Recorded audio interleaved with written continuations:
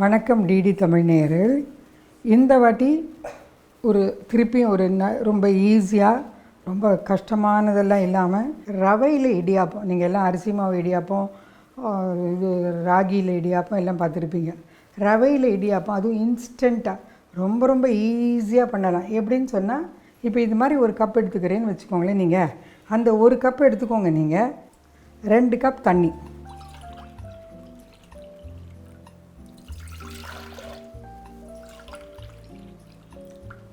2 cup தண்ணி, சரியா? அவ்வளோதான். இது நல்லா கொதிக்க வைங்க. கொதிக்கும் பொழுது கொஞ்சம் உப்பு, தேங்காய் எண்ணெய், இது கண்டிப்பாக உங்கள் வீட்டில் இருக்கும். அதனால் காலையில் எழுந்து நீங்கள் தோசை மாவு இல்லை, இட்லி மாவு இல்லை, அது இதுன்னு சொன்னால் இப்போ ஒரு ஈஸியான இடியாப்பம் பண்ணவே முடியாது. உப்பு போட்டுங்க. கொஞ்சம் கொதிக்கிறச்சு. முடிஞ்ச வரைக்கும் தேங்காய் எண்ணெய் யூஸ் பண்ணுங்கள். ஏன்னா அதோடய ஃப்ளேவர் இதுக்கு ரொம்ப ரொம்ப நல்லாயிருக்கும், தேங்காய் எண்ணெய். அதனால் முடிஞ்ச வரைக்கும் தேங்காய் எண்ணெய் யூஸ் பண்ணுங்கள். அது கூட என்ன 1 ஸ்பூன் அப்படி விட்டால் போது. கொதிக்கிறச்சு இதை இப்போ காட்டுறேன் நான். ஒரே 1 ஸ்பூன் நம்ம இப்போ போடலாம். அது ஃபைன் ரவையாக பார்த்து வாங்குங்க. கடையில் இப்போலாம் ரோஸ்டட் ரவா எல்லாமே நமக்கு இப்போ கிடைக்க ஆரம்பிச்சிருச்சு. ஒன்றும் இதுவே கிடையாது. அதனால் இது மாதிரி ஃபைன் ரவையாக பார்த்து வாங்குங்க. திருப்பியும் சொல்கிறோம், 1 கப்பு ரவை எடுத்தீங்களான்னு 2 கப் தண்ணி நமக்கு வேணும். அது கொதிக்கட்டும். கொதிக்கும் பொழுது கொஞ்சம் உப்பு போட்டிருக்கேன். அடுத்து தேங்காய் எண்ணெய் போடணும். அப்புறம் இதையும் போட்டு கிண்டிட்டு உடனே சூடாக கொஞ்சம் கை பொறுக்கிற சூடு இருக்கிறச்சே நல்லா பிசைஞ்சு இடியாப்பாச்சில் பிழிஞ்சு நம்ம இடியாப்பம் பிழிஞ்சு ஒரு 5 to 7 மினிட்ஸ் வச்சு எடுத்தோம்னா இன்ஸ்டண்ட்டாக எல்லாருமே அசந்து போய்டுவாங்க. வீட்டில் இவ்வளோ சீக்கிரம் கூட இடியாப்பமெல்லாம் பண்ண முடியுமா அப்படின்னு சொல்லிட்டு, எனக்கு தெரியாது, எனக்கு கஷ்டம், இடியாப்பம் இதெல்லாம் எனக்கு வரதில்லை அப்படின்லாம். இது கண்டிப்பாக வரும். ட்ரை பண்ணி பாருங்கள். நீங்கள் கண்டிப்பாக வரும். இது கொஞ்சம் கொதிக்கட்டும். நான் அதை ஆட் பண்ணுறச்சே காட்டுறேன் உங்களுக்கு. பாருங்கள், தலைன்னு இப்படி கொதிக்குது இல்லையா? அப்போ மெல்ல அப்படி நிதானமாக, பிகினர்ஸாக இருந்தால் பார்த்து கொஞ்சம் தள்ளி வேணாலும் இப்படி தூக்கி பிடிச்சி பண்ணுங்கள்.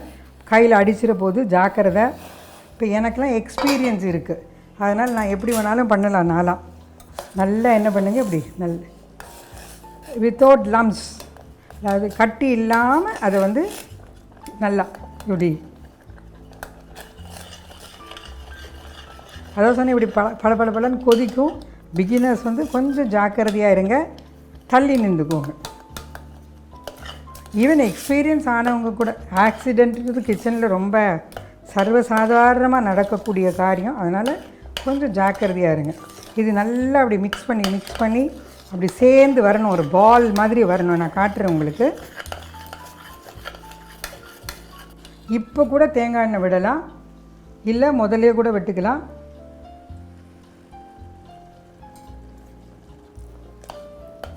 ஆனால் தேங்காய் எண்ணெய் தான் போடுங்க. ஏன்னா அந்த இடியாப்பம் பாருங்கள், அந்த ஸ்மெல் ஒன்று வரும் பாருங்கள், அதில் அன்பீட்டபிள் அது. அண்ட் இதுவும் ரொம்ப முக்கியம். இது பால் மாதிரி வர்றது ரொம்ப முக்கியம். இல்லைன்னா நமக்கு இடியாப்பம் பிழிய வராது.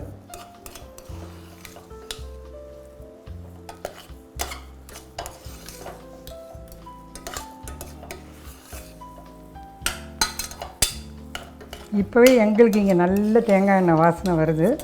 உங்களுக்கு நேயர்களுக்கு வராது கண்டிப்பாக. ஆனால் நீங்கள் ட்ரை பண்ணுறச்சே வீடே மணக்கும். இதில் தேங்காய் எண்ணெயில் இப்போ பாருங்கள், நான் க்ளோஸ்அப்பில் வேணாலும் காட்ட சொல்கிறேன். ஆஃப் பண்ணிவிட்டேன் நான், நோட் பண்ணிக்கோங்க. இங்கே பாருங்கள், இப்படி நல்லா பார்த்துக்கோங்க. எப்படி பால் மாதிரி வந்திருக்கு பாருங்கள். எடுத்தே காட்டுறேன் கரண்டியில். பார்த்திங்களா? இப்படி வரணும். இப்படி பால் மாதிரி அது வரணும். கொஞ்சம் தண்ணி இருக்கிற மாதிரி டவுட் இருந்ததுன்னா கொஞ்சம் நேரம் வைங்க, அவசரப்படாதீங்க. அதை பாருங்கள், எப்படி கலரினாலும் அப்படி இந்த ஸ்பூனில் எடுக்கிறச்சே அப்படி ஃபுல் பாலாக வரணும். அதுதான் நமக்கு பதம்.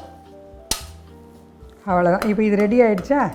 இந்த மாதிரி எந்த மாதிரி இடியாப்பாச்சு உங்கள்கிட்ட இருக்கோ உங்கள் வீட்டில், அந்த எது உங்களுக்கு ஈஸியோ அந்த மாதிரி ஒரு இடியாப்பாச்சு எடுத்துக்கோங்க. இதில் உங்களுக்கு எல்லாருக்கும் தெரியும், நம்ம எண்ணெய் க்ரீஸ் பண்ணணும், இல்லைன்னா அது ஒட்டிக்கும் நமக்கு. அதனால் இதிலெல்லாம் எண்ணெய் தடவி, இங்கே இல்லாமல் எண்ணெயை தடவி இப்போ இதை உள்ளே போட்டு நம்ம பிழியணும். பாருங்கள், நான் அந்த பாத்திரத்துலேருந்து எடுத்து இப்படி ஒரு தட்டுக்குது. எனக்கு இது கை பொறுக்கிற சூடு. உங்களுக்கு பொறுக்காதுன்னு சொன்னால் கொஞ்சம் வெயிட் பண்ணுங்கள். கையில் இப்படி நல்லா தேங்காய் எண்ணெய் தடவிக்கோங்க.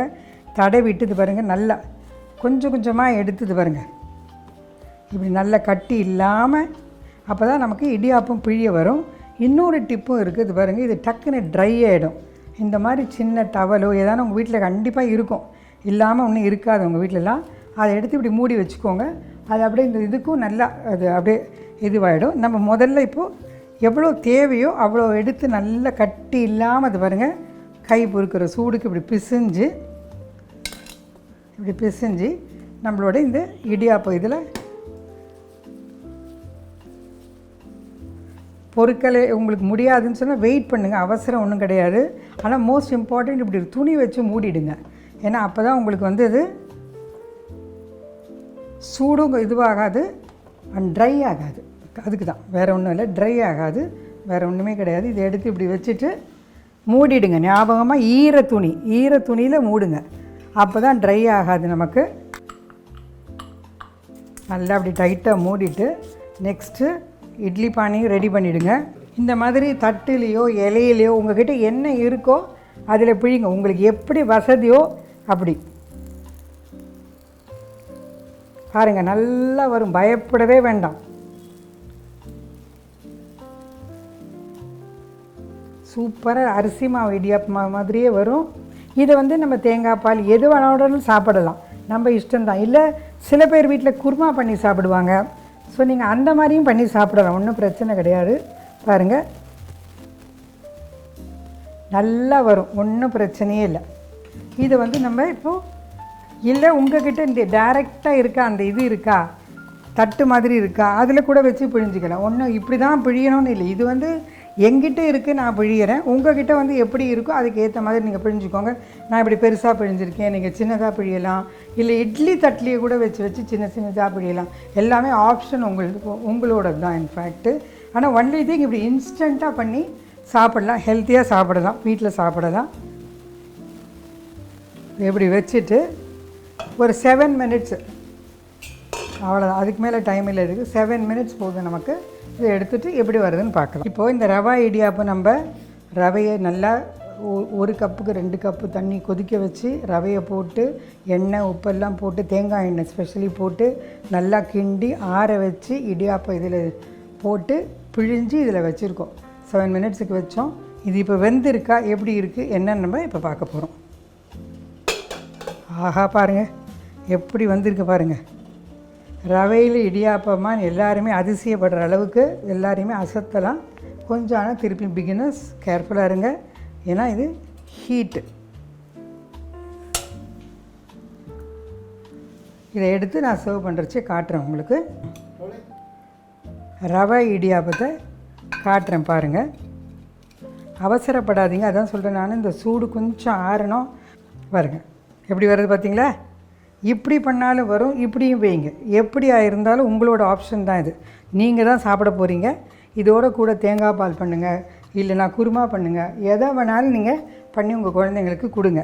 பட் இது ரொம்ப ஈஸியாக, யாருமே நம்பவே மாட்டாங்க இது வந்து ரவையில் பண்ணியிருக்கிறதுன்னு சொல்லிட்டு. ஏன்னா இது வரைக்கும் எல்லாருமே அரிசி இது கேழ்வரகு அப்படிலாம் தான் பண்ணியிருப்பாங்க. இது ரவையில் ரொம்ப ஃபைன் ரவையாக பார்த்து வாங்குங்க, அப்போ தான் உங்களுக்கு அது பண்ண வரும். ட்ரை பண்ணி பாருங்கள், பார்த்துட்டு எங்களுக்கு சொல்லுங்கள். கண்டிப்பாக இது எப்படி வந்ததுன்னு சொல்லுங்கள். சக்ஸஸாக தான் இருக்கும். எங்களுக்கும் ரொம்ப ஆசையாக இருக்குது நீங்கள் எப்படி பண்ணீங்கன்னு கேட்குறதுக்கு. ஸோ உங்கள் ஃபீட்பேக் எங்களுக்கு ரொம்ப அவசியம். அப்போ தான் நாங்களும் இம்ப்ரூவ் பண்ண முடியும். அதனால் சொல்லுங்கள், உங்கள் ஃபீட்பேக் எங்களுக்கு ரொம்ப அவசியமானது. ஒன்று ரீகேப் மாதிரி சொல்கிறேன். 1 கப் எடுத்தீங்களான்னு 2 கப்பு தண்ணி நல்லா கொதிக்க விடுங்க. அதில் கொஞ்சம் உப்பும் கொஞ்சம் தேங்காய் எண்ணெயும் போடுங்க. அதுக்கப்புறம் இந்த ரவையை போட்டு கிண்டி பால் மாதிரி வரட்டும். வந்த பிறகு எடுத்து இன்னொரு தட்டில் மாற்றி மேலே வந்து ஒரு நல்ல ஒரு ஈர துணியை போட்டு மூடி வச்சுக்கோங்க, இல்லைன்னா ட்ரை ஆகிடும். கொஞ்சம் கொஞ்சமாக எடுத்து இடியாப்பாச்சில் போட்டு பிழிஞ்சு ஒரு 7 மினிட்ஸுக்கு அதை வந்து இதில் வேக வச்சுட்டு எடுத்திங்களான்னு உங்களுக்கு ரவை இடியாப்பம் ரெடி.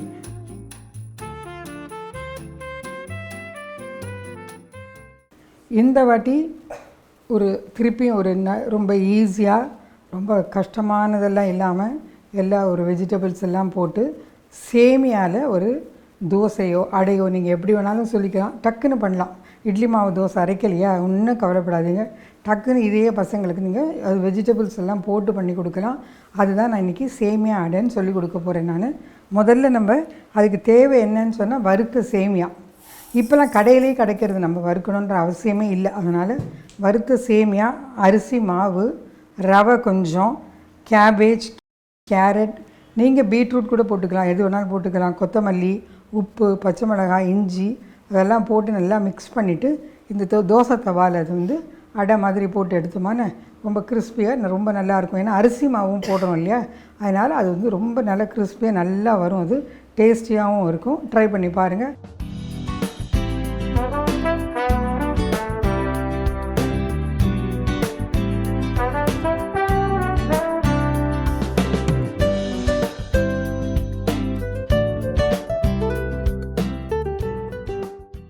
முதல்ல நம்ம பண்ண வேண்டியது என்னன்னு சொன்னால், இந்த சேமியாவை 1 கப் சேமியாவானு இருக்கணும் குறைஞ்சபட்சம் மினிமம்.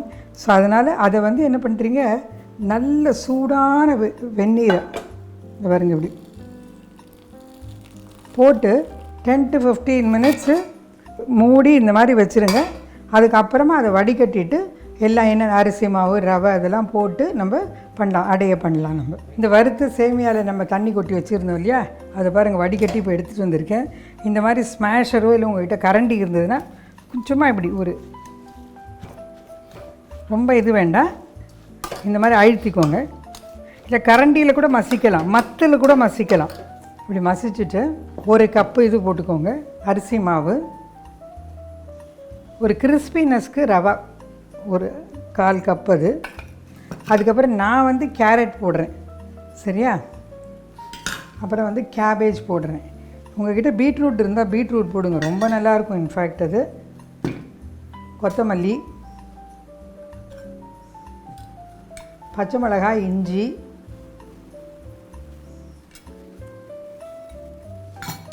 உப்பு.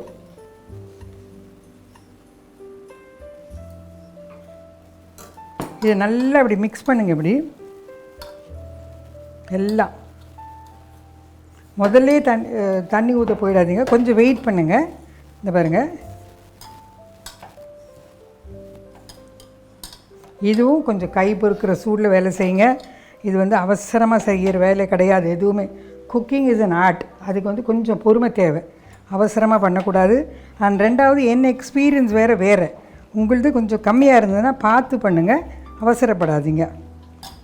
பாருங்கள், இது எல்லாமே இப்படி மிக்ஸ் ஆகிடுச்சா. இப்போது மிக்ஸ் ஆனோடனே என்ன பண்ணுங்கள், நீங்கள் இந்த மாதிரி ஒரு தோசை தவாயை எடுத்து முதல்ல சூடு பண்ணிக்கோங்க.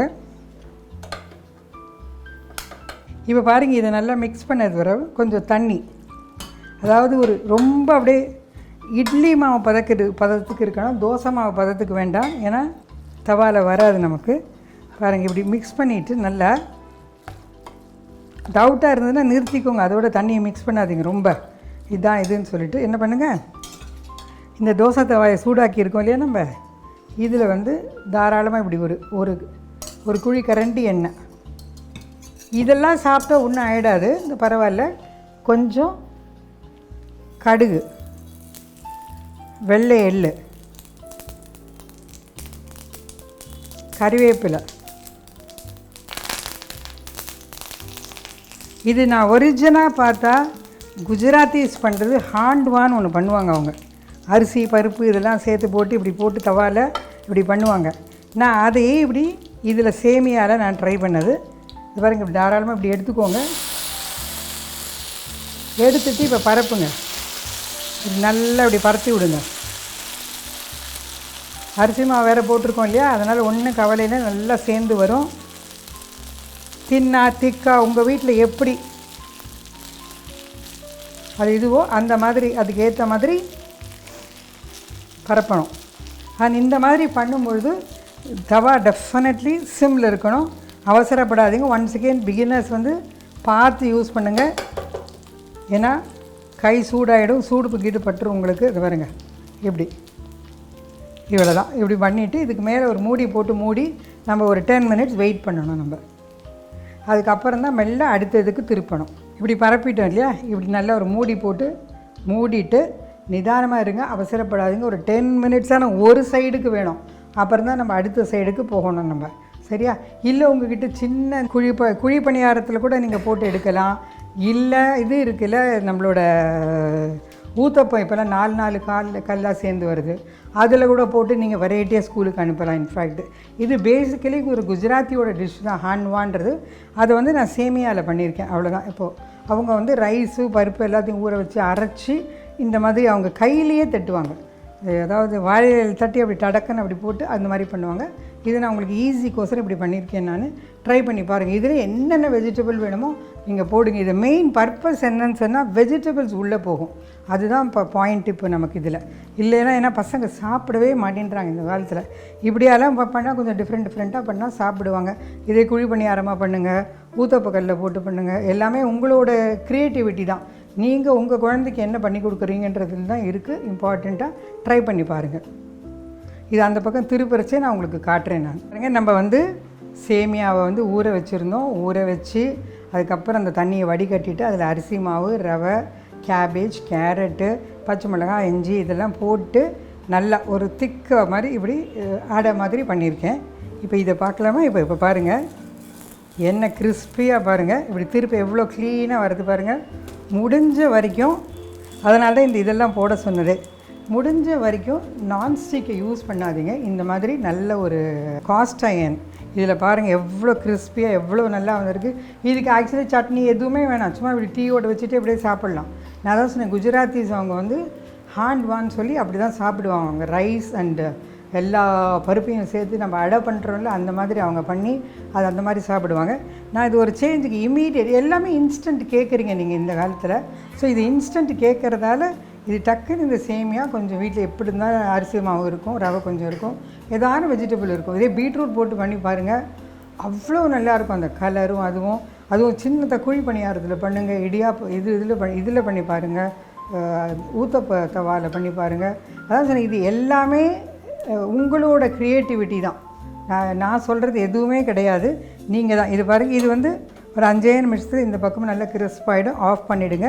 இதையும் ஒரு வாட்டி நான் உங்களுக்கு ரீகேப் சொல்கிறேன். நான் இந்த சேமியா அடை எப்படின்றது, சேமியாவை நல்லா வறுத்த சேமியாவை அது பார்த்து வாங்குங்க கடையில். வறுத்த சேமியாவை தண்ணியில் ஊற போடுங்க ஒரு 10 to 15 மினிட்ஸ். அதுக்கப்புறம் வடிகட்டிட்டு அதோட கூட அரிசி மாவு, ரவை, இஞ்சி, பச்சை மிளகாய் சீவி அதெல்லாம் போட்டு உப்பு போட்டு கொஞ்சம் தண்ணி போட்டு மிக்ஸ் பண்ணி இப்படி அடை மாதிரி போட்டு அதில் வந்து முதல்ல வந்து எண்ணெய், கொஞ்சம் கடுகு, இது வெள்ளை எள்ளு, இது மாதிரி இந்த கிறிஸ்பினஸ்க்கு தான் சொன்னது, கறிவேப்பிலை இதெல்லாம் போட்டுட்டு அதுக்கப்புறம் அந்த அடை மாதிரி அதை போட்டு 10 மினிட்ஸ் ஒரு சைடு, இன்னொரு சைடு ஒரு 2 மினிட்ஸ் போட்டால் போதும். ஆட்டோமேட்டிக்காக கிறிஸ்பாக இப்படி வந்துடும். இது வந்து உங்கள் டீயோட கூட நீங்கள் ரொம்ப நல்லா ஈஸியாக சாப்பிடலாம். ட்ரை பண்ணி பார்த்து சொல்லுங்கள் இந்த சேமியா அடை. இதுக்கு முன்னாடி நான் உங்களுக்கு ரவை இடியாப்பம் சொன்னேன் நான், அதுவும் இன்ஸ்டன்ட். இந்த ரெண்டுமே இந்த வாட்டி வந்து இன்ஸ்டன்ட் சொல்லி கொடுத்துருக்கேன். ட்ரை பண்ணி பார்த்துட்டு எப்படி வருதுன்னு பார்த்துட்டு எங்களுக்கு உங்களோட ஃபீட்பேக்கை சொன்னீங்களான்னு ரொம்ப எங்களுக்கும் வந்து நாங்களும் வந்து எல்லாம் தெரிஞ்சவங்க இல்லை, எங்களுக்கும் we would like to improve more. அதனால் எங்களுக்கும் சொல்லுங்கள். நீங்கள் இதை வேறு எதானே உங்களுக்கு வேணும்னா எது வேணும்னாலும் சொல்லுங்கள். இல்லை இதுலேயே எதான டவுட் இருந்தாலும் கேளுங்க, நாங்கள் கண்டிப்பாக பதில் சொல்லுவோம்.